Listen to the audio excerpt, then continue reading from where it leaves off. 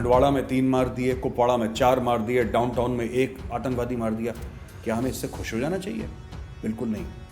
Pakistani army की रीढ़ की हड्डी टूटनी बहुत ज़रूरी है। इनको जब जाके घुस के कराची में ठोकोगे, जब पाकिस्तानी फौजी अफसर को डर लगेगा कि मैं कैंटोनमेंट के बाहर नहीं निकल सकता। आज की तारीख में जो पठान है तमीज़ से बात कर रहा है, और जो पाकिस्तानी पंजाबी हैं उनके कान में ना मोम डाल दिया ना, उनको सुनाई नहीं दे रहा वैभव। जिस दिन पठान टेढ़े हो गए, ये संभलने में नहीं संभलेंगे। ये रशिया से नहीं संभले पठान, ये अमेरिका से नहीं संभले। पाकिस्तानी फौज है क्या? पाकिस्तानी फौज की क्या बिसात और क्या औकात? हमने क्या करा उनके लिए? What have we as a country done for Balochistan? Zero. India has done zero for Balochistan. बातें करवा लीजिए सेमिनार में। भाई आपको करना है, आपको पैसे डालने हैं, आप बजट क्यों नहीं बनाते 1000 करोड़ 1 साल का? बस दैट्स ऑल। पाकिस्तान इस्लाम के चलते अपने आप को मजबूत करता है। पाकिस्तान के पास कुछ है थोड़ा ना तेल है ना अकल है, मैं आपको बोल चुका हूं। Neither they have brains nor they have oil, they don't have anything. कोई टैलेंट नहीं है, कुछ नहीं है वहां पे, देयर इज जीरो। और जिनका टैलेंट था, उसको नोबेल प्राइज मिला था, उसे बाहर मर गए। अब किसी को अहमदी बोल दिया, किसी लड़की की खोपड़ी में गोली मार दी।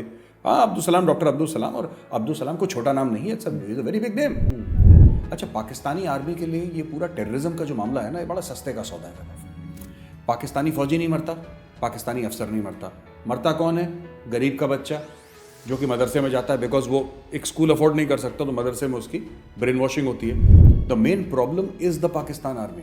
देखिए वैभव, साफ सीधी बात है, पाकिस्तान में 1 लाख से ऊपर मदरसे हैं। This is common knowledge.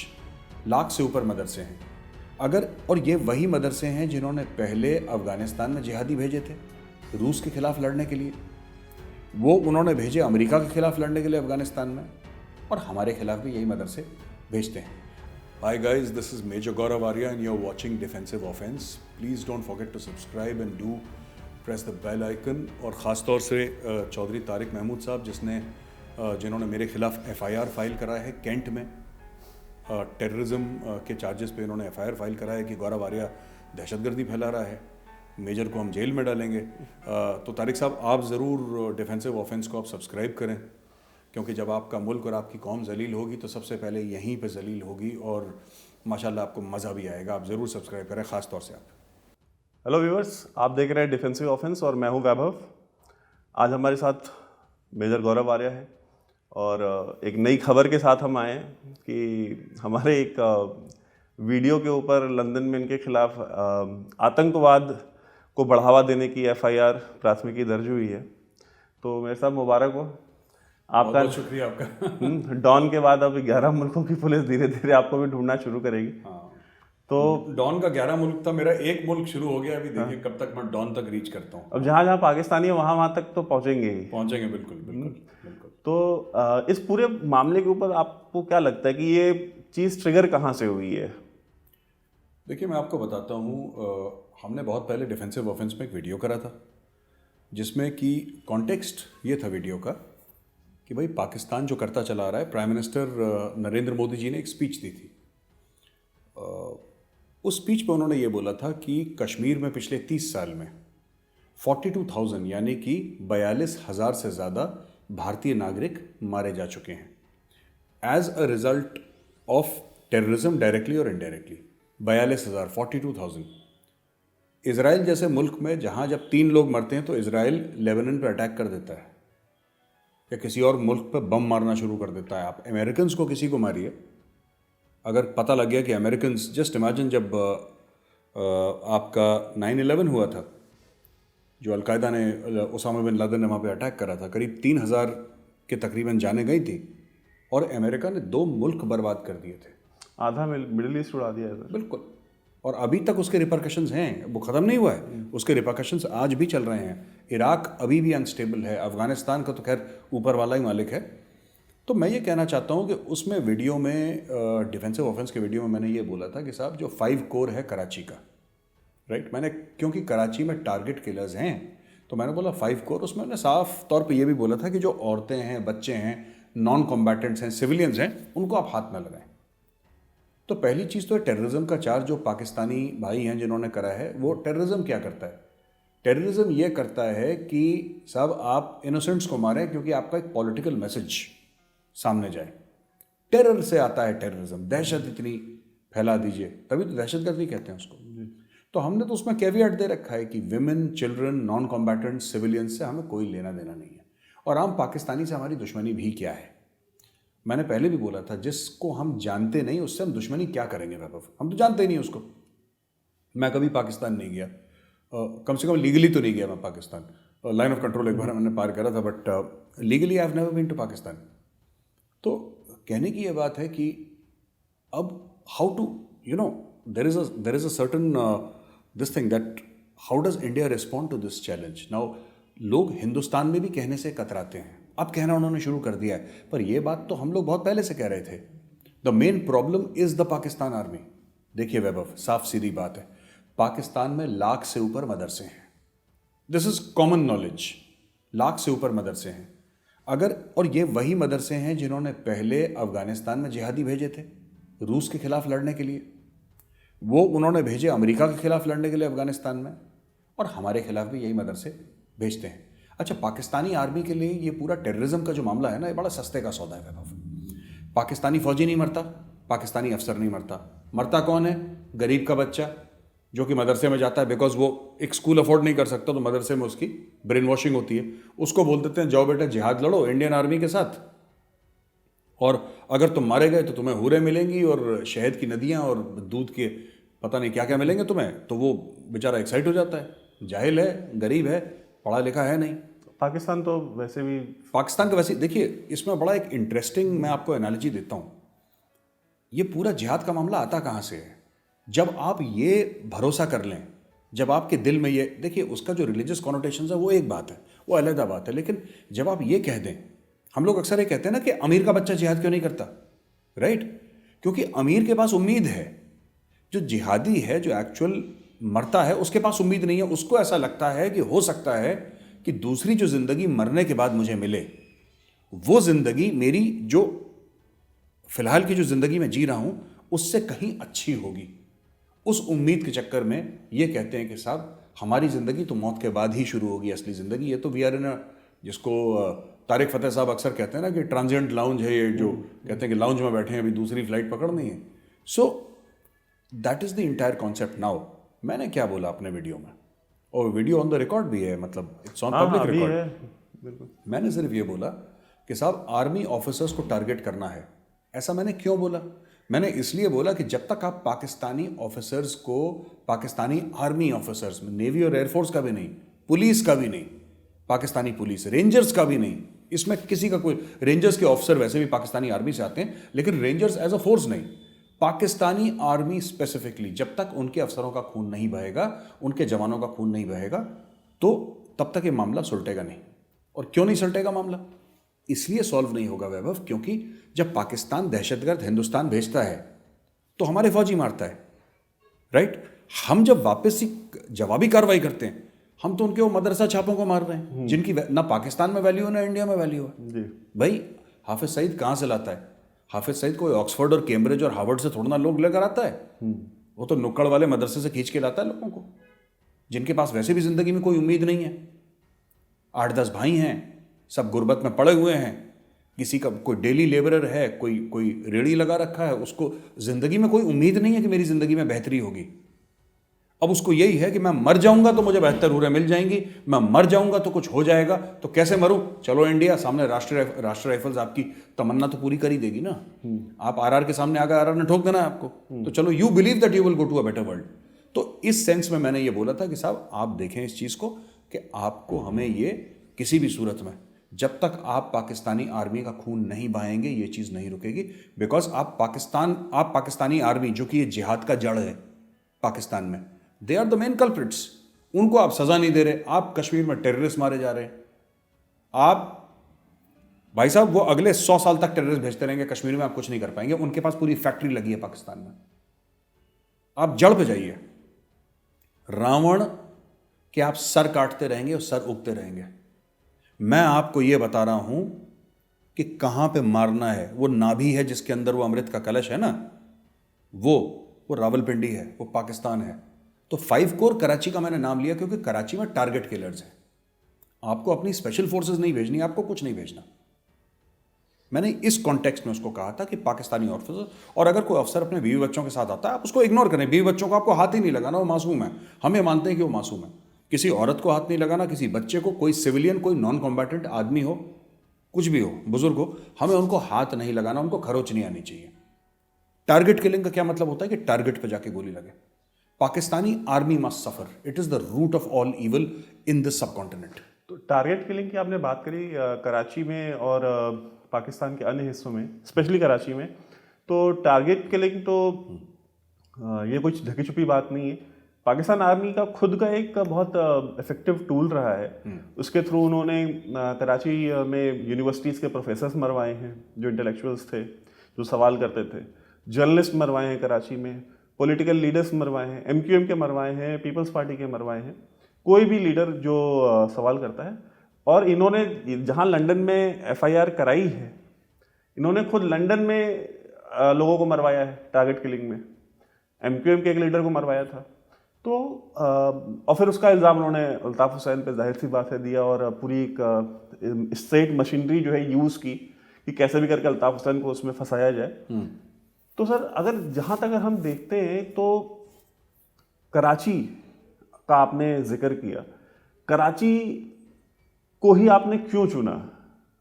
Course तो और भी सारे हैं जी, बट वाई कराची? सिर्फ टारगेट, बिकॉज वहाँ टारगेट किलर्स हैं और आपको लगता है कि it sends a larger message there? देखिए, दुनिया के सबसे बड़े शहरों में से एक कराची है। पाकिस्तान की फाइनेंशियल कैपिटल है। 5 कोर कराची में है, राइट? अगर मैंने कराची क्यों चुना, ISI ने 26/11 के लिए मुंबई क्यों चुना? कराची पाकिस्तान का मुंबई है। पर इन्होंने क्या करा? इन्होंने मासूम लोग ताज होटल में और ओबरॉय में और ट्राइडेंट में और और जगह विक्टोरिया टर्मिनस में, इन्होंने मासूम लोग मारे पाकिस्तानियों ने जो 26/11 करा था। ये दूसरे किस्म का 26/11 है जिसकी मैं बात कर रहा हूं। ये पाकिस्तान के खिलाफ 26/11 है, लेकिन उसमें मासूम को मारना तो बहुत दूर की बात है। किसी भी मासूम को, नॉन कॉम्बैटेंट को, मासूम कौन है मैं डेफिनेशन आपको बता दूं।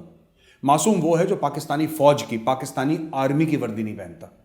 मासूम उनका एयरफोर्स वाला भी है, मासूम उनका पुलिस वाला भी है, मासूम उनकी नेवी वाला भी है।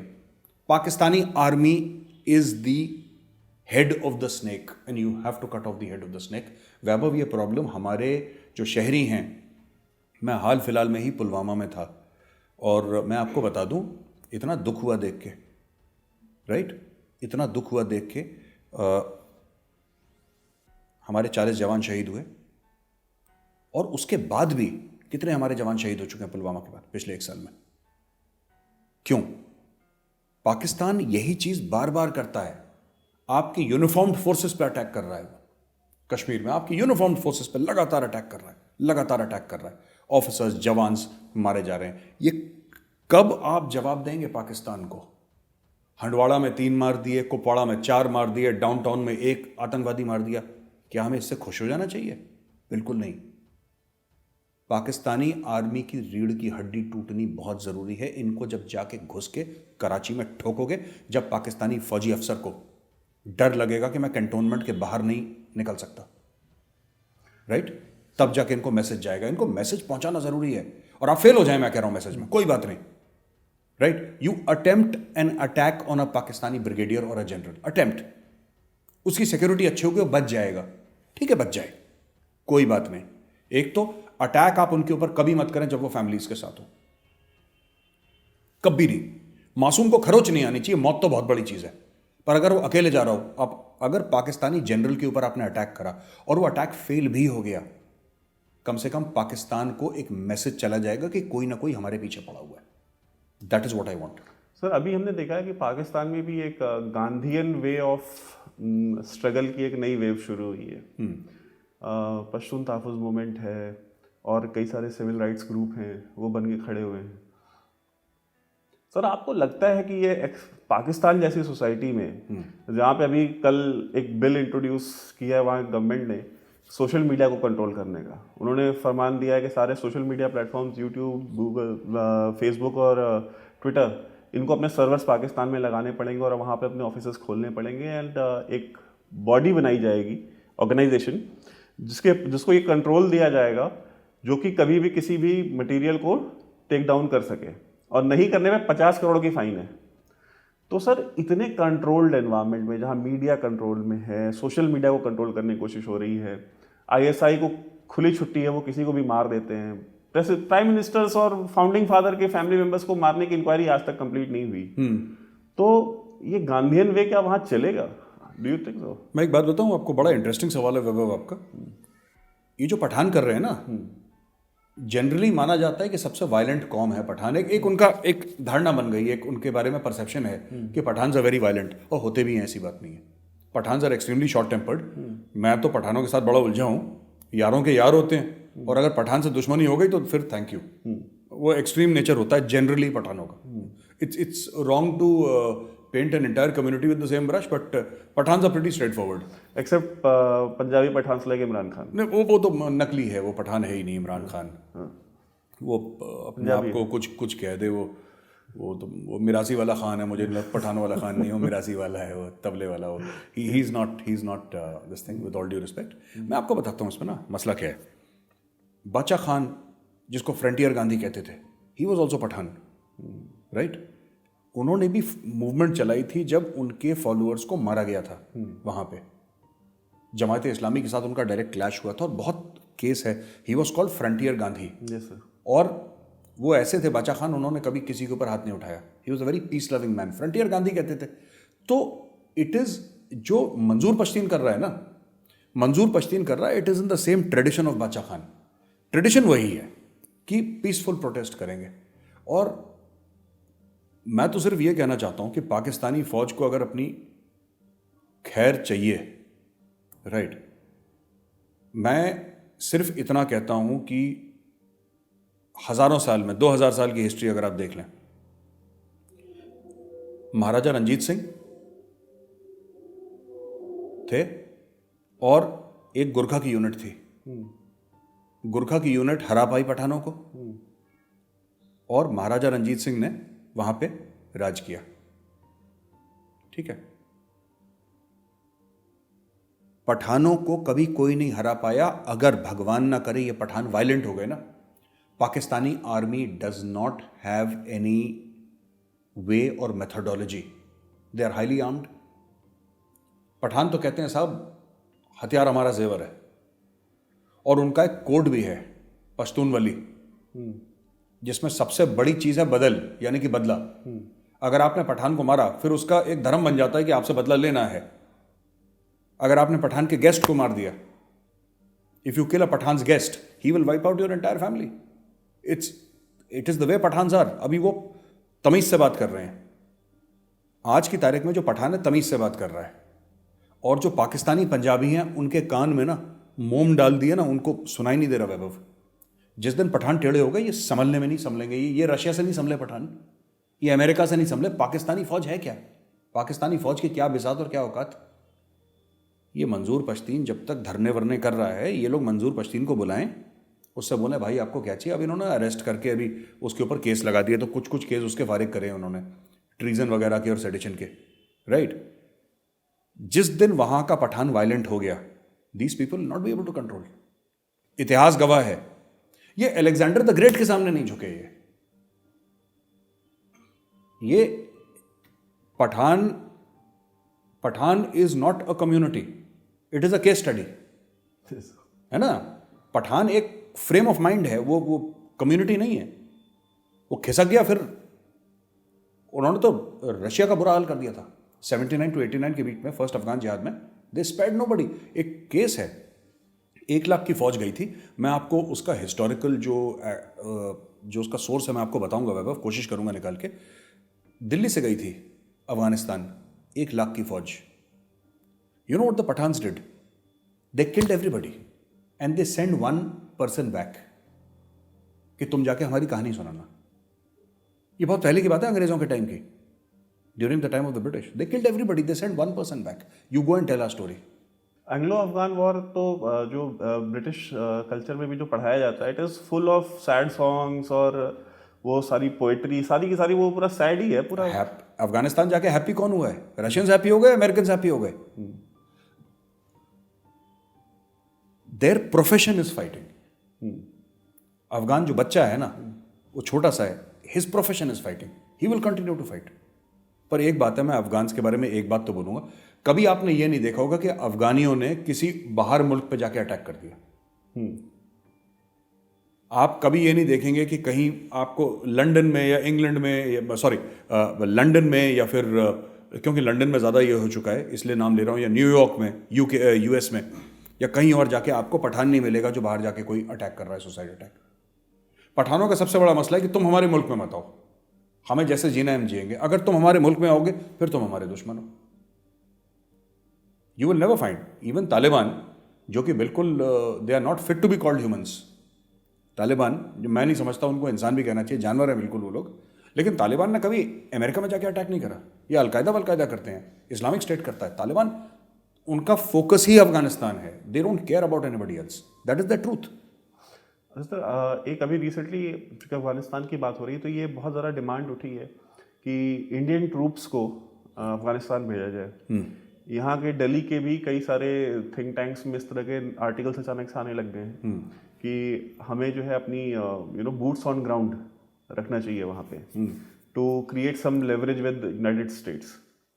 तो sir how much do you agree with this whole concept of sending troops to Afghanistan? एक तो लोग ये कहते हैं वैभव की ट्रूप्स ऑन ग्राउंड अफगानिस्तान में, देयर आर पीपल हु से इट्स अ बैड आइडिया। मेरा कैवियाट है, अफगानिस्तान इज लैंडलॉक्ड, राइट? हमारे ट्रूप्स जाएंगे कैसे? पाकिस्तान से आप जा नहीं सकते, राइट? ईरान अनस्टेबल है, और क्या तरीका है अफगानिस्तान में जाने का? There is no other way, right? अगर आपकी ऐसी डील साइन होती है ईरान के साथ जिसमें आयरन, अच्छा ईरान इज नोटोरियसली फिकल, वो कभी कश्मीर में कुछ बोल देता है, कभी कुछ बोल देता है। आप ये समझ लीजिए आपके 10,000 ट्रूप्स हैं, 10,000 ट्रूप्स लगभग एक डिवीजन स्ट्रेंथ हो गई। एक इन्फेंट्री डिवीजन आपका अफगानिस्तान के अंदर है, पीस कीपिंग कर रहा है, ठीक है, पीस कीपिंग कर रहा है वहां पे। अच्छा फिर क्या होगा? ईरान ने आपका रास्ता काट दिया तो अब कब तक हवाई जहाज से? It's too expensive, even America can't do it. America को भी कराची हार्बर से तो ले जाते हैं ये सब लोग, तोरखम गेट, कराची हार्बर से तोरखम गेट से लेकर Afghanistan, that is the route that American जो मटेरियल उनका आता है, साजो सामान आता है, सब वहीं से आता है। It can't be air maintained and air supplied. तो बूट्स ऑन ग्राउंड, अच्छा टू व्हाट? आप करना क्या चाहते हैं बूट्स ऑन ग्राउंड से अफगानिस्तान में? What do you want to do? You will never have a border with Afghanistan unless Balochistan breaks away. तो वैभव अगर हम जाते भी हैं वहां पे अफगानिस्तान, हम क्या करने जा रहे हैं वहां पे?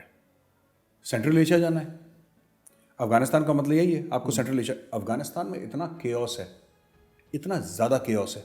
आई think what we should do rather than going to Afghanistan, we should focus on Africa. आप सेंट्रल एशिया के लिए ट्राई करते रहिए, राइट? आप ट्राई करते रहिए। जब तक खुमैनी रेजीम है, Iran will never become a democracy in the true sense, it will not. वो कहते हैं हमारे इलेक्शन, उनके इलेक्शन बोगस है। खुमैनी रूल्स, जब तक ईरान के साथ आपकी कोई आयरन क्लैड गारंटी नहीं होती फॉर अ लैंड रूट, दूर नहीं है चाबहार जो है, it's not very far. Gujarat से सीधा रास्ता है चाबहार का बाय सी। तो that is not the point. The point is boss, what do you want to achieve in Afghanistan? आपका शॉर्ट टर्म और लॉन्ग टर्म वहां पे क्या प्रोजेक्ट है अफगानिस्तान में? अगर पाकिस्तान को ठोकना है वहां से, that is a separate thing. The only thing you want to do, अगर लॉन्ग रन में आपको, मैं देखिए, अगर हम गिलगिट बाल्टिस्तान की भी बात करते हैं कि आपको कैप्चर करना है, ये सब करना है, माउंटेन्स में हम लोग कहते हैं 9:1। 9:1 आपको रेशियो होता है इन्फेंट्री ट्रूप्स का। डिफेंडर अगर एक हो, अगर एक पाकिस्तानी सोल्जर डिफेंड कर रहा है, तो उस एक पाकिस्तानी सोल्जर को मारने के लिए आपको नीचे से 9 इंडियन आर्मी सोल्जर्स भेजने पड़ेंगे, क्योंकि ये हम लोग मानते हैं कि जब तक ये लोग ऊपर पहुंचेंगे तो सिर्फ 2 या 3 ही पहुंचेंगे। और ये दुनिया भर में यही है, अमेरिकन भी यही करते हैं, पाकिस्तानीज भी यही करते हैं, चाइनीज, हम लोग। 9:1 का रेशियो, किसी का 7:1 है, किसी का 11:1 है, डिपेंडिंग, बट रेशियो ज़्यादा होता है माउंटेन वॉरफेयर में, ठीक है? तो ये हो सकता है। Is it possible to take Gilgit Baltistan? Is it possible to take POK? Definitely it's possible, 100% it is possible. But मुझे ऐसा लगता है कि now what we should do is, उधर आप पॉलिटिकल प्रेशर बना के रखें। What you should do is focus on Balochistan. प्रधानमंत्री जी ने वो 15 अगस्त की स्पीच में बोला भी था, उसके बाद हमने कोई एक्शन नहीं लिया उसके ऊपर। We need to focus on Balochistan, क्योंकि जितना आप बलूचिस्तान को अनसेटल करके रखेंगे, पॉलिटिकली अनसेटल करके रखेंगे, डिप्लोमेटिकली अनसेटल करके रखेंगे। आप जितना अनसेटल करके रखेंगे, देखिए आपका जो सेंट्रल एशिया का रूट है ना, please understand, Iran is not a permanent solution and Pakistan is a zero solution. उनका दिमाग ही नहीं है पाकिस्तानियों का, तो दे डोंट। देखिए पाकिस्तान किस चीज की खा रहा है, अपनी जियो स्ट्रेटेजिक लोकेशन की खा रहा है। पाकिस्तान में कुछ भी नहीं है, ना पाकिस्तान में तेल है, ना पाकिस्तान में अकल है। जैसे हम लोग हैं, हमारे पास तेल नहीं पर अकल तो है। दुनिया भर के सीईओज इंडियंस हैं, दुनिया भर के सॉफ्टवेयर कंपनीज हम लोग चलाते हैं, एप्पल से लेकर गूगल से लेकर फेसबुक, सब हिंदुस्तानी तो चला रहे हैं वहाँ पे, ठीक है। हमारे पास भी तेल नहीं है, तेल तो दुबई के पास भी नहीं है, पर दुबई के पास अकल है। पाकिस्तान के पास ना तेल है, ना पाकिस्तान के पास अकल है। एक्सट्रीमिज्म और एथनिक स्ट्राइक में पाकिस्तान फंसा हुआ है। It's a state that is imploding. You can't trust Pakistan. 72 साल से आपने ट्रस्ट नहीं करा, नया कैसे आप ट्रस्ट कर लोगे? Iran highly unstable. आपको अगर करना है, keep on hammering Balochistan, have a consistent and constant policy. हमने एक बार लेक्चर दे दिया उसके ऊपर, फिर हम लोग भूल जाते हैं। बलोच वहां पे मारे जा रहे हैं, आपका क्या फर्ज बनता है? Not just as a counterweight to Kashmir. ये नहीं कि भाई आप कश्मीर में कर रहे हैं तो हम करेंगे, वो ठीक है तो हम करेंगे, वो बात अपनी जगह है, लेकिन as the right thing to do. Plus, if Balochistan breaks away from Pakistan, that is the end of Pakistan. 44% of Pakistan's landmass is Balochistan. Population उनकी 4-5% है बलोचियों की in the overall context of Pakistan. लेकिन it's almost half of Pakistan. आपको वहाँ पे focus करना है। हम ये देखते हैं कि बलूचिस्तान को लेकर के इंडिया में वो जोश, वो कमिटमेंट नहीं मिलती है। स्पेशली जो NRI सेगमेंट है, जैसे अगर आप पाकिस्तानीज़ को देखें तो पाकिस्तानी जो NRIs हैं, वो अगर वो बाल काटने वाला भी लंदन में है तो अगर कश्मीर डे का नाम सुनेगा तो वो वहाँ पहुँच जाएगा रैली में, और वो कश्मीरी बन के, बिकॉज एक्टर तो है ही है ना, कलाकार तो बड़े हैं ये पाकिस्तानी, तो वहाँ कश्मीरी बन के घूमने लग जाते हैं ये झंडे वंडे उठा के। Punjabi speaking Kashmiris. हाँ, पंजाबी स्पीकिंग कश्मीरीज। तो ये चीज़ हम देखते हैं हमारे यहाँ बलूचिस्तान को लेकर के नहीं है। अगर एक पॉलिटिकल पुश ना मिले तो हमारे यहाँ उस कॉज को कोई उठाने वाला भी नहीं है, मैं ये मानता हूँ। पर वैभव ये अच्छा है, मैं आपको बताता हूँ क्यों अच्छा है। देखिए पाकिस्तान ने कश्मीर करके ना एक कॉस्ट दी है उसकी, पाकिस्तान ने कीमत चुकाई है 72 साल से। पाकिस्तान ने अपने हजारों लाखों शहरी मरवा दिए, अपनी इकोनॉमी को डस्टबिन में डाल दिया, राइट, अपने आपस के लोगों में फसाद कर दी, सब कुछ कर दिया। 1 इंच कश्मीर का नहीं मिला उसको, 3 जंगें लड़ ली। तो मैं ये पूछना चाहता हूं, जो भी पाकिस्तानी है वीडियो देख रहा है, मैं उससे ये पूछना चाहता हूं कि भाई तुम्हें हासिल क्या हुआ? तुम ये बताओ कि मुझे ये हासिल हुआ है। सब हमने 72 साल से अपनी 3 नस्लें बर्बाद करी हैं, दादा को, बाप को, बेटे को, सबको आपने काट दिया, बर्बाद कर दिया, राइट। 47 में तो आए थे रेडर्स, अक्टूबर के महीने में, 1947 के अक्टूबर के महीने में उन्होंने अटैक करा था कश्मीर लेने के चक्कर में। आज तक आपको फायदा क्या हुआ? और आपने मुल्क, तो आप जो कह रहे हैं ना कि वहां पे बाल काटने वाला भी होगा कश्मीर के नाम पे, वहां पे चला जाएगा रैली में, वो इसलिए चला जाएगा क्योंकि बेचारे की जिंदगी में और कुछ है ही नहीं। He does not, please understand, Pakistan, nobody, you know, Pakistan as a country,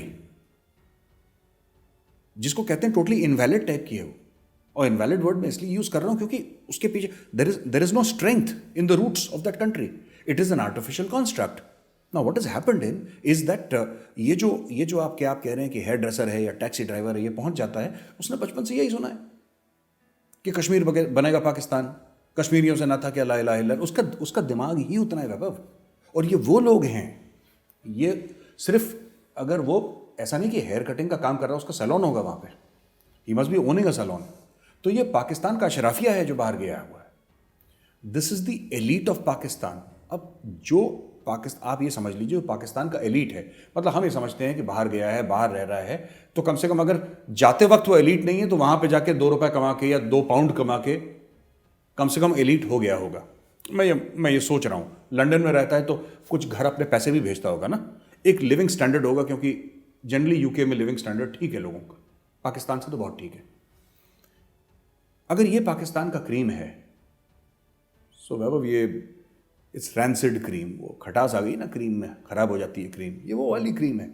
ये दिमाग से पैदल लोग हैं, इनको पहले भी कुछ नहीं पता था, बाद में ये बस इनको कश्मीर बोल दो। अब देखिए Imran Khan, politician, world cup winning cricketer, है ना, great leadership on the cricket field, इसमें कोई डिनाई नहीं कर सकता इमरान खान की क्रिकेट फील्ड पे लीडरशिप, राइट। अब मैं आपसे एक बात पूछता हूँ, इमरान खान जो है नॉर्मली, चलिए हम उसका मजाक भी उड़ाते हैं, 7 बजे का मजाक नहीं, वो एक्चुअली इट्स ट्रू ऑल्सो, वो करता है ये सब, नशे ही है वो, कोकेन लेता है। पर अगर हम 7 बजे का उसका फैक्टर छोड़ दें 1 मिनट के लिए, हम ये कहते हैं कि यार पढ़ा लिखा आदमी, ऑक्सफोर्ड का पढ़ा है वो ऑक्सफोर्ड का पढ़ा है, वो उसने दुनिया देखी है, 50 मुल्कों में कम से कम घूमा होगा, हजारों लोगों से मिला होगा, शौकत खानम हॉस्पिटल उसने बनवाया है, राइट। पर जैसे ही आप उसके सामने कश्मीर बोलिए, उसको कुछ हो जाता है। अब्दुल बासित उनके एम्बेसडर टू इंडिया थे। आप ये, अच्छा ये पढ़े लिखे लोग हैं, ये फॉरेन सर्विस के लोग हैं पाकिस्तान के, ये जाहिल नहीं है। This people are educated, most of them educated in Cambridge, Oxford, Harvard, ये बड़ी बड़ी यूनिवर्सिटीज के, आईवी लीग यूनिवर्सिटीज के पढ़े हुए हैं ये अमेरिका में, राइट। आप उनको कश्मीर बोलिए, पागल हो जाते हैं पाकिस्तानी। इनकी सोच कश्मीर तक, क्योंकि इनको ब्रेन वॉश करा गया बचपन, इनके माँ बाप ने इनको ब्रेन वॉश कराया, स्टेट ने इनको, पाकिस्तान स्टडीज ने इनको ब्रेन वॉश कराया जो इनका सब्जेक्ट है। इंडियंस को ब्रेन वॉश नहीं करा, हमारे लिए फायदा है। आपको बलूचिस्तान में करना क्या है? हम दोबारा वही चीज़ रिपीट करते हैं जो पुराने वीडियो में बोली थी, मैं 2 मिनट में समझाता हूँ। आपको Baloch embassy in exile India में खोलना है। पहले भी भाई आपने टिबेटन गवर्नमेंट इन एग्जाइल खोला था ना धर्मशाला में, हाँ। आपने खोला था बहुत पहले जी, जब आप कुछ पावर थे ही नहीं, आप एक गरीब मुल्क थे, आपकी कोई पूछ नहीं थी। अब तो we are a powerful country. आप दिल्ली में इनको दे दीजिए, एम्बेसीज की लाइन में एक प्लॉट 5 एकड़ का, वहाँ पे बना दीजिए इनकी बिल्डिंग और ले आइए बिल्कुल बलोचियों को यहाँ पे, जो फॉरेन कंट्रीज में, इनको पासपोर्ट दीजिए, Indian passport, and then go to the top Ivy League colleges in US, go to top colleges in UK and Europe, Australia, New Zealand, right? Africa, everywhere, and बलोचियों को बोलिए, look after them, pay them well, उनको salaries दीजिए और उनको targets दीजिए, and put a Balochi on top of them. वो Bloch है, उनके टॉप पे होगा, उनका जो बॉस होगा, he'll be a Baloch, and he will tell. And the best thing is to have information warfare of the next level. Create content, create videos, right? Balochistan से video मुझे भी आते हैं, उसके पीछे म्यूजिक लगा रहता है, आधी चीज़ सुनाई नहीं देती, right. Professionally made videos, professionally made documentaries on Balochistan, there is so much material, right. And उसके साथ आपको जो उनको ट्रेनिंग देनी है, तरबियत दीजिए आपको। चारों तरफ से घेर के आपको मारना पड़ेगा, बलूचिस्तान अनस्टेबल होगा। जिस दिन बलूचिस्तान टूटेगा, पाकिस्तान से एक अलग मुल्क बनेगा, दैट डे, और बलोचियों को हमें एक मैसेज दे देना चाहिए साफ, हमें कोई इंटरेस्ट नहीं है कि बलूचिस्तान भारत में मिले, हमें जीरो इंटरेस्ट है। आप अलहदा मुल्क हैं, हम आपकी इज्जत करते हैं, you are an independent nation. पहली बात, खान ऑफ कलात के टाइम पे भी तो इंडिपेंडेंट थे नहीं। Balochistan is an independent nation. Balochistan और भारत में से बड़ा भाई कोई नहीं है। अगर मैं एज एन इंडियन बोलूं कि नहीं भारत बड़ा भाई है और बलूचिस्तान छोटा है, आई एम सॉरी, दोनों बराबर के भाई हैं, राइट।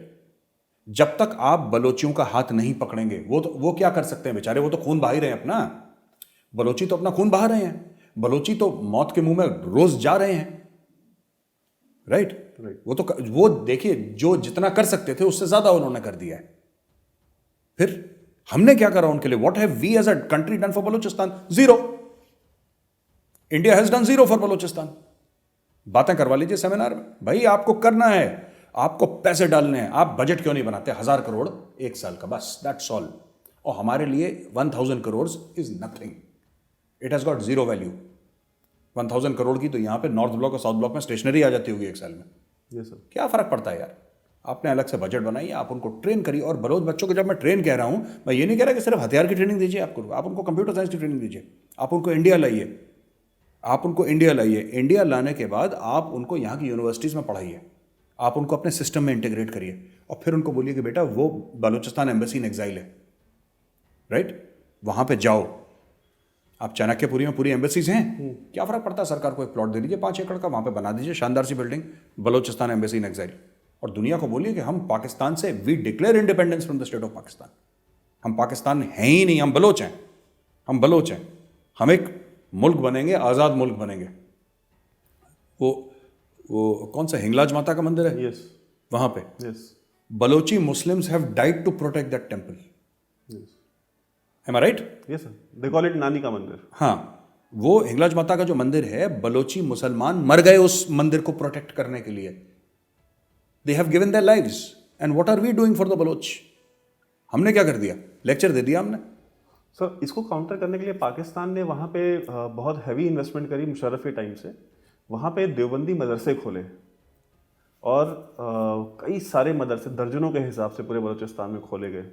बलूचिस्तान जहाँ पे एजुकेशन वैसा ही नहीं है, बेसिक ह्यूमन जो जरूरत हाइजीन फैक्टर्स ही मिसिंग है वहाँ कुछ भी नहीं है। जानवर और इंसान एक जगह पानी पीते हैं।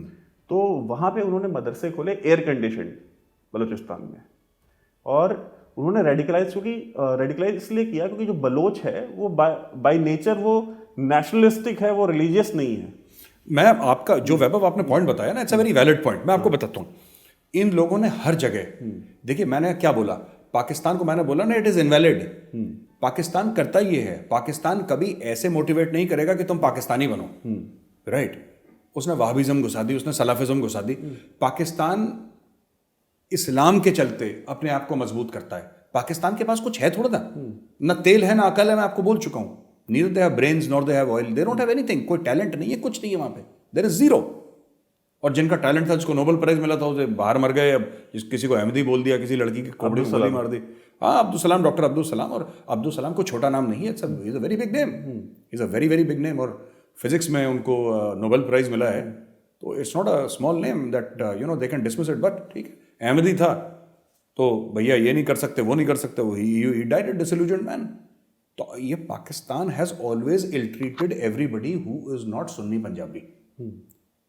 ये स्टैंडर्ड है। देखिए मैं बता रहा हूँ, वो मदरसे खोल ले मुशर्रफ, अभी भी खोल लें। आपने बिल्कुल ठीक बोला। बेसिकली जो बलोच है ना, वो रेडिकल मुस्लिम नहीं है, बेसिकली इज अ नेशनलिस्ट। और आज की तारीख में मुशर्रफ को डर लगा ना, इसीलिए तो उसने खोले हुआ मैं मदरसे। वरना मदरसे तो वैसे ही खुल जाते जहाँ पे फुकदान है एजुकेशन का, तालीम का, तो वहाँ पे मदरसे as a counterweight to government institution तो खुलते रहते हैं मदरसे। हिंदुस्तान में नहीं है, हिंदुस्तान में इतने मदरसे। लेकिन the point, the fact of the matter is that what have we done, we need to have a coherent Baloch policy. आप उनका एम्बेसी आपको बनाना पड़ेगा, आपको बलोच स्टूडेंट्स को ट्रेन करना पड़ेगा। 2 साल आप उनकी ट्रेनिंग करिए दिल्ली में, उसके बाद and train them in mass communication, train them in speaking skills, then send them। आप उनको भेजें, हार्वर्ड में उनका लेक्चर करवाएं, उनका ऑक्सफोर्ड में लेक्चर करवाएं आप उनका, राइट? उनका किंग्स कॉलेज लंदन में करवाएं, आप उनका लंदन स्कूल ऑफ इकोनॉमिक्स में करवाएं।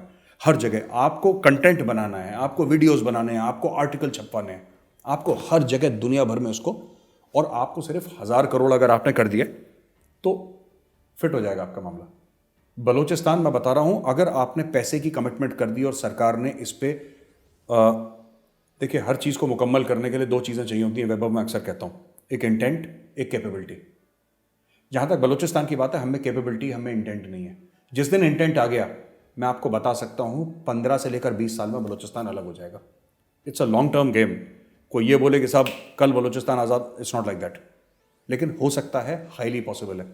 आप उनको करिए ना, बलोच बच्चों को लाइए, उनको डालिए।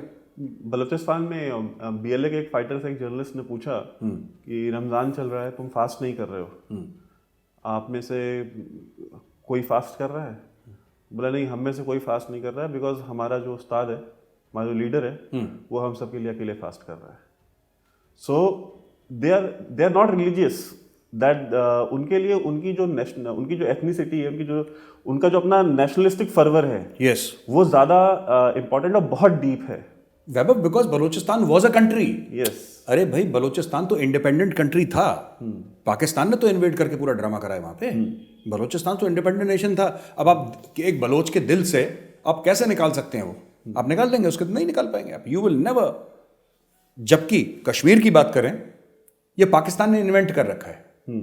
ये पाकिस्तान, जैसे पाकिस्तान झूठ है, वैसे पूरा मसला है कश्मीर कोट अनकोट, ये मसला है कश्मीर भी उतना ही झूठ है। जितना पूरा पाकिस्तान फ्रॉड है, उतना मसला है कश्मीर भी फ्रॉड है। पर Balochistan was an independent nation, it deserves to be an independent nation, but Balochistan, unless India supports, will not be an independent nation. And I will tell you why.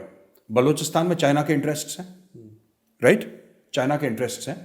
तो जब चाइना के इंटरेस्ट हैं बलूचिस्तान में, तो सब साफ सीधी बात है कि दुनिया फिर सोचती है कि सब चाइना को बुरा ना लग जाए, राइट? चाइना को बुरा ना लग जाए। लेकिन बात साफ है, चाइना को बुरा लगता है तो लगे। जब हमने दलाई लामा को शरण दी थी तभी तो चाइना को बुरा लगा था। राइट। लेट 50s में तो आए थे, करीब 58, I don't remember the year, but आए थे। तो do you remember the year Vaibhav? Yes sir, the basic thing about that is कि वो चाइना की अपनी टेरिटोरियल इंटेग्रिटी का मसला था।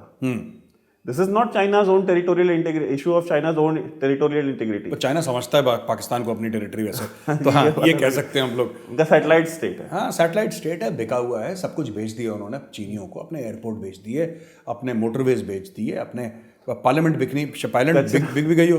कचरा तक उठाने का ठेका चाइनीज कंपनी से पास है कराची में। हाँ, और मुझे ट्रोल करने के चक्कर में कि मेजर अब तुम देखना, अब चाइना पाकिस्तान इकोनॉमिक कॉरिडोर आ गया है, अब तुम देखना क्या होगा। अब पूछिए पाकिस्तानी से क्या हो गया भाई, क्या हो गया? अभी भी तुम लोग कर्ज ले रहे हो क्या? और ये तो ट्रोल्स नहीं कह रहे थे। हाँ, ये हामिद मीर जैसे जो उनके मेन स्ट्रीम जर्नलिस्ट हैं, उन्होंने प्रोग्राम करके उछल करके ये गाना गाया था कि मिर्चें तो बहुत लगी होंगी हिंदुस्तान में, कि इतनी इन्वेस्टमेंट आ गई, इतने बिलियंस ऑफ डॉलर्स आ गए। और आजकल हामिद मीर साहब के जो प्रोग्राम होते हैं 5 years डाउन द लाइन, तो क्या होते हैं हम सब जानते हैं। तो ये देखिए ऐसा है कि मैं फिर से बता दूं जो पाकिस्तानी देख रहे हैं प्रोग्राम,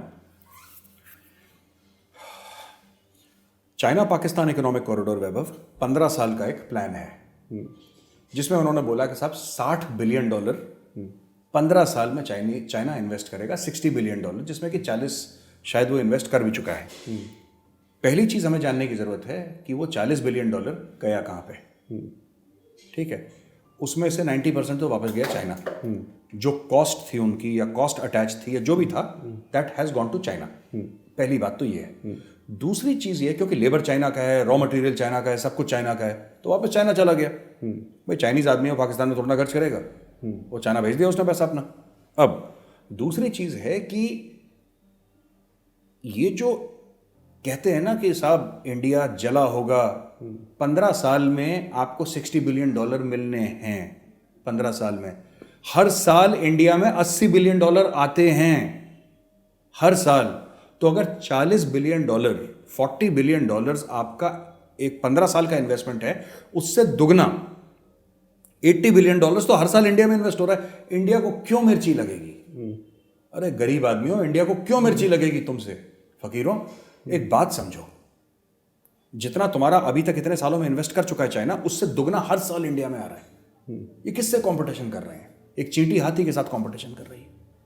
तो ये दे शुड अंडरस्टैंड, ये अपने आप से झूठ बोल रहे हैं। और हामिद मीर साहब की, आप देखिए मैं एक बात बताऊं वैभव, मैं बड़ा फैन हूं उनका वैसे, बाय द वे मुझे काफ़ी अच्छे भी लगते हैं। और हाँ मैं जानता हूँ उन्होंने वो दिया था कि इंडिया को बड़ा बुरा लग रहा होगा और ये लग रहा होगा। किस चीज़ का बुरा? हामिद मीर साहब से मैं पूछता हूँ, साहब आप बताइए आपके मुल्क को क्या फ़ायदा हो गया चाइना पाकिस्तान इकोनॉमिक कॉरिडोर से? क्या बदल गया आपके मुल्क में? चीज़ें सस्ती हो गई, इंफ्रास्ट्रक्चर बहुत ज़्यादा बेहतरीन हो गया। और अगर इंफ्रास्ट्रक्चर बेहतरीन हो भी गया, उससे एक आम शहरी की ज़िंदगी कैसे आसान हो गई? आप कोई बहुत बड़े वर्ल्ड में पावर बन गए, आपकी इकोनॉमी स्ट्रांग हो गई। आप अभी कहते हैं, हर रोज़ पाकिस्तानी टीवी में मैं देखता हूँ जो यूट्यूब पे आता है कि इतने लोग बेरोज़गार हो गए पाकिस्तान में, इतने लाखों लोग बेरोज़गारी की सतह के नीचे चले गए, 90 लाख लोग बेरोज़गार हो गए, राइट। और ये पाकिस्तानी टीवी, डॉन टीवी में डेटा, हम तो 1-2 चैनल देखते हैं। हमने 1-2 महीने पहले ही कोट किया था ये। अभी कामरान शाहिद साहब हैं, बड़े वहाँ के एंकर हैं, बहुत बड़ा नाम है पाकिस्तानी मीडिया का कामरान शाहिद। उनका ही कुछ पिछले हफ्ते कुछ उनका शायद वो आया था, एक उनका he was conducting a program, उसमें एक जनरल साहब भी थे और वो भी थे। वो कह रहे हैं कि साहब इमरान खान ने क्या करा है, और आप ये देखिए इमरान खान ने सब कुछ बर्बाद कर दिया है, और इमरान खान ने मतलब पाकिस्तान का बेड़ा गर्क कर दिया। हमारा कोई नहीं सुनता, मुस्लिम कंट्री जो है OIC वो हमारा नहीं सुनती, organisation of Islamic cooperation, they don't listen to us, world does not listen to us, world listens to India, Kashmir. तो आप एक बात बताइए, आप तो कह रहे थे चाइना पाकिस्तान इकोनॉमिक कॉरिडोर हो जाएगा तो ना आपकी एम्प्लॉयमेंट की प्रॉब्लम सॉल्व करी, ना आपकी इकोनॉमी की प्रॉब्लम सॉल्व करी, ना आपकी कश्मीर की प्रॉब्लम सॉल्व करी, ना पाकिस्तान शहरी की ज़िंदगी अच्छी हुई। फ़ायदा किसका हुआ? और बड़ी बड़ी बड़के मारते थे ये लोग कि हम ये कर देंगे, वो कर देंगे, ऐसा कर देंगे।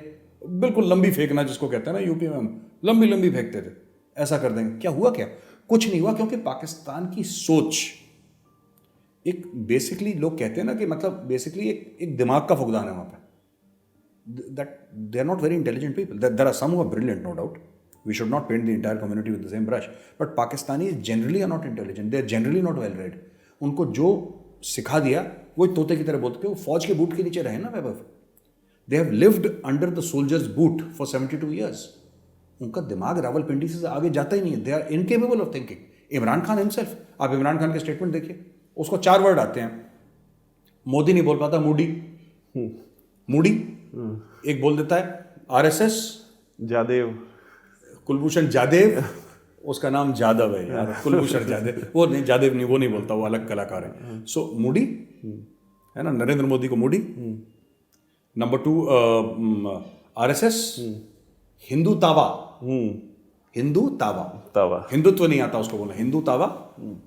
और कश्मीर. इसके अलावा आपने, या फिर मुल्क बड़े नाजुक दौर से गुजरा, फासिज्म, वो सब उसके ड्रामे ही खत्म नहीं होते बंदे के. ही इज एन एम्बैरेसमेंट यार, ही इज एन एम्बैरेसमेंट. मेरा तो मन भी नहीं चाहता कि इमरान खान के ऊपर, मैंने कमेंट करना ही छोड़ दिया. तो नशे ही आदमी है, उसका कुछ दीवाना टाइप का है वो अपना, है ना. अच्छा, एंड में आपने जो बात कही कि पैसा आखिर गए कहाँ, पाकिस्तान में कितना है, तो ये वही हाल है जो अफगानिस्तान में अमेरिका का है कि मतलब कहते हैं कि $1 ट्रिलियन खर्च हुआ. पाकिस्तानियों को ये भी डिल्यूजन है, उनको लगा, वो ये कहते हैं जो इंटेलेक्चुअल पाकिस्तानी थे कि $1 ट्रिलियन अमेरिका के खर्च हो गए, अब अमेरिका नहीं रहेगा, अब तो अमेरिका को जाना ही पड़ेगा.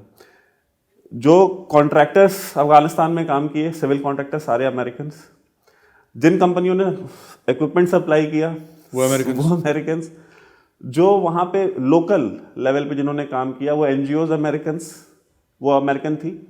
तो जो पैसे $1 ट्रिलियन खर्च हुए उसमें से 0% जो है वो तो अमेरिकन कंपनीज के ऊपर ही खर्च हुए. वो बेनिफिशियरी अमेरिका गवर्नमेंट ने अमेरिकन कंपनीज को पेमेंट कर दी. हाँ, तो पैसे तो अमेरिकन के पास. तो यही सेम काम चाइना कर रहा है. चाइना, बिल्कुल वैभव, मैं वही कहने लगा था आपको, चाइना भी तो वही कर रहा है. हाँ. ये कहते हैं बड़े खुश हो गए कि हमारे इन्वेस्टमेंट आई. उस इन्वेस्टमेंट का तुमने कख करा? हाँ. क्या करा तुमने उस इन्वेस्टमेंट का? चाइनीज ने एक जेब से लेकर दूसरी जेब में पैसा डाल दिया. भाई तुम्हारे लिए रोड बना दी, ठीक है. अब देखो सुनो, आप एक फर्ज कीजिए कि चाइना ने एक रोड बनवाई पाकिस्तान में, जिसका दाम, जिसकी कॉस्ट है $2 बिलियन, राइट, $2 बिलियन. उसका कच्चा माल कहां से आया? चाइना से. उसको बनाने वाले जो लेबर कहां से आए? चाइना से. रोड का कॉन्ट्रैक्टर कौन हुआ? चाइना. तो ये $2 बिलियन पाकिस्तान से घूमते हुए वापस चाइना चले गए, चाइना की इकोनॉमी में वापस पंप इन हो गए सरकार से, राइट. अब पाकिस्तान में एक अच्छी रोड बन गई साहब, 6 लेन 4 लेन हाईवे बन गया, पाकिस्तानी खुश. पाकिस्तानियों को यह नहीं पता कि बेवकूफ हो, चाइना ने पैसा डाला एक जेब से दूसरी जेब में. पहली जेब भी चीनी थी और दूसरी जेब भी चीनी है. चाइना ने खुद चाइना को पैसा दे दिया, पाकिस्तान में रोड बना दी. पाकिस्तान में रोड बनाने के बाद अब वो $2 बिलियन पे ब्याज लगा के आपको वापस चाइना देना है. आपको वापस करना है ना पैसा, और आपने 8% उनको गारंटी करा है रिटर्न. तो अब आप उनको वापस वो 2 बिलियन देंगे, उसमें 8% भी देंगे. और अगर आप नहीं दे पाए तो वो पाकिस्तान की जमीन पे जो चाइनीज कॉन्ट्रैक्टर्स ने चाइनीज गवर्नमेंट का पैसा लेके पाकिस्तान में रोड बनाई थी, वो चाइनीज हो जाएगी अगर आप पैसा नहीं दे पाए. मतलब आपने खुद को किडनैप करा, खुद से फिरौती ले ली आपने, और खुद को छोड़ दिया, और खुद की पीठ थपथपा दी, और पाकिस्तान वहां पे बेगानी शादी. अब इनको they have been fooled, they have been scammed by the Chinese. मैं सर, I won't say कि they have been scammed by the Chinese. I think they have been scammed by the army. क्योंकि ये सब मुशर्रफ के तो शुरू किया हुआ था ना, ये पूरा सीपेक का ड्रामा. यस. और एग्जीक्यूट किया राहील शरीफ ने. हाँ. इवेंचुअली. और अब आज की डेट में भी जो चीज एग्जीक्यूशन हो रहा है, अभी बीच में इन्होंने कुछ इमरान खान की गवर्नमेंट बनी, उसके बाद इमरान खान गवर्नमेंट में एक मिनिस्टर ने कह दिया कि हम रीनिगोशिएट करेंगे कुछ प्रोजेक्ट्स. जनरल बाजवा ने जाके माफी मांगी थी बीजिंग में. बिल्कुल. मतलब इमरान खान की भी माफी उन्होंने मानी नहीं, बाजवा को बुला के माफी मंगवाई थी. इमरान खान की वैल्यू थोड़ा है. हाँ. वैल्यू बाजवा की है. हाँ. लोग कहते हैं कि Imran Khan is saying that peace होगा, अमन, हम अमन चाहते हैं, लेकिन अगर इंडिया, तो आप इसके बारे में क्या सोचते हैं? किसी ने पूछा मुझसे, मैंने बोला मैं कुछ नहीं सोचता. जब तक जनरल बाजवा नहीं बोलेगा, it has no value, it has no, Imran Khan's words have no wait.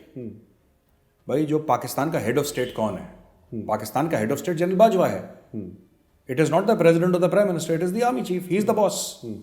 तभी तो आप देखिए, जब भी इस्लामाबाद कोई अमेरिकन सेक्रेटरी ऑफ डिफेंस या कोई भी बड़ा आदमी आता है, उनके मिनिस्टर लेवल का कोई अमेरिका से आता है, किसी भी मुल्क का आता है Pakistan, they always make that obligatory journey from Islamabad to Rawalpindi, क्योंकि आपको पता है कि आपको एक बार आर्मी चीफ के साथ आपको चाय पीनी पड़ेगी अगर आप चाहते हैं कि आपका काम पाकिस्तान में हो। Except India, India is the only exception. हाँ, इंडियन डिप्लोमेट्स इकलौते एक्सेप्शन है। अच्छा, पाकिस्तानीज को ये चीज समझ में नहीं आती कि इंडिया एक लौता कंट्री है जो तुम्हारे यहाँ सिविल सुप्रीमेसी को एक्चुअली प्रैक्टिस करता है। हाँ, अमेरिकन को देखिए, हमारा इशू मॉरल है। हाँ, अमेरिकन तो बिजनेसमैन है। अमेरिकन कहते हैं, देखो American always prefer martial law in Pakistan. वो क्यों प्रेफर करते हैं? क्योंकि आपको एक बंदे से डील करना है। भाई मुशर्रफ को आपको फोन करना है, general if you don't agree will send you back to stone as.